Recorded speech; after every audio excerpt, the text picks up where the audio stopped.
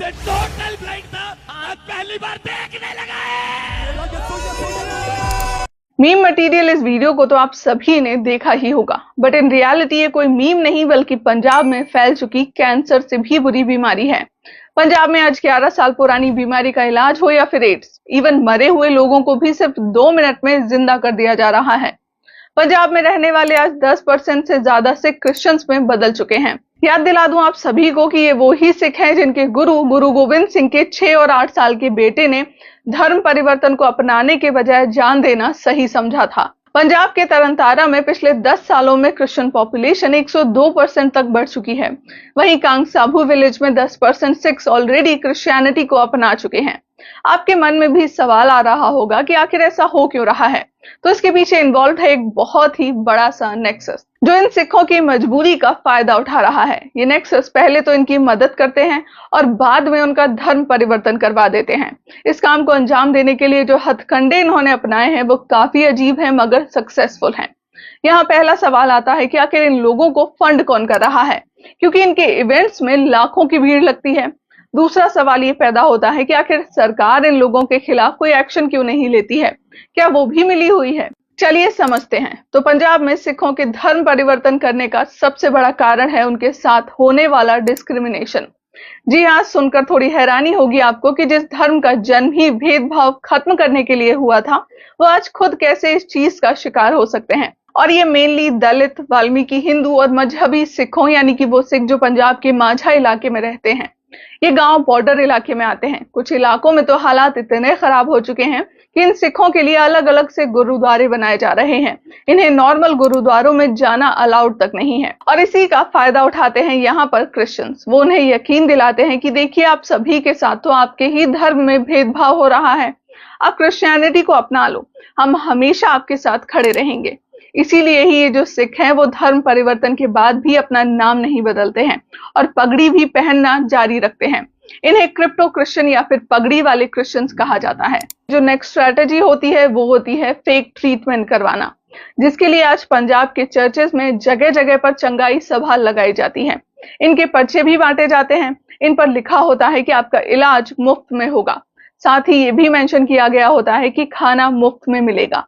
बस यही बात सुनकर भीड़ लाखों में आ जाती है। इन लाखों लोगों के आगे चमत्कार दिखाए जाते हैं, जादू दिखाए जाते हैं, जहां गूंगे बोलने लगते हैं, मरे हुए जिंदा हो जाते हैं। इन सभा में ऑनलाइन कैंसर भी ठीक कर दिया जाता है। इतना ही नहीं, इन सभा की वीडियोस को फेसबुक, यूट्यूब जैसे प्लेटफॉर्म्स पर लाइव तक किया जाता है। इस सभा में खाना तो फ्री होता है मगर प्रेयर से लेकर इलाज कराने तक के लिए हैवी फीस चार्ज की जाती है। हाल ही में एक फैमिली ने अपनी बेटी के कैंसर को ठीक कराने के लिए इन्हें कांटेक्ट किया। चर्च ने सबसे पहले यही कहा कि अगर बेटी को सही करवाना चाहते हो तो पहले 80,000 रुपए दो और प्रेयर करवाओ, फिर खुद का धर्म परिवर्तन कर लो।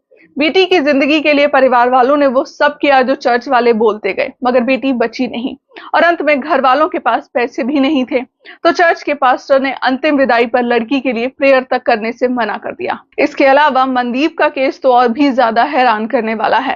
मनदीप की मां को इन चर्च वालों ने यकीन दिलाया कि आपके तो कर्म बहुत ही अच्छे हैं, आप तो जन्नत जाएंगी, मगर जन्नत में आपका घर तो है नहीं, इसीलिए आपको वहां जमीन खरीदनी होगी और उसके लिए आप हम लोगों को पैसे दो। मनदीप की माता ने दे दिए। जब जमीन के पैसे दिए तो चर्च वालों ने कहा कि अब रजिस्ट्री तो हो गई है, अब वहां घर भी तो बनवाना पड़ेगा, इसीलिए और पैसे दीजिए। इस तरह मनदीप की मां से बहुत सारे पैसे लूटे गए। सिखों का क्रिश्चियनिटी में कन्वर्ट हो जाने का अगला बड़ा कारण जो है वो है लालच। आज पंजाब में क्रिश्चियन एजुकेशनल इंस्टीट्यूट की मेजॉरिटी है, तो इन क्रिश्चियन स्कूल्स में जो सिख कन्वर्ट हो जाते हैं उन्हें हैवी डिस्काउंट्स दिया जाता है। यानी कि अगर स्कूल में फीस 2,000 रुपए है तो आपको सिर्फ और सिर्फ 200 रुपए ही देने पड़ते हैं।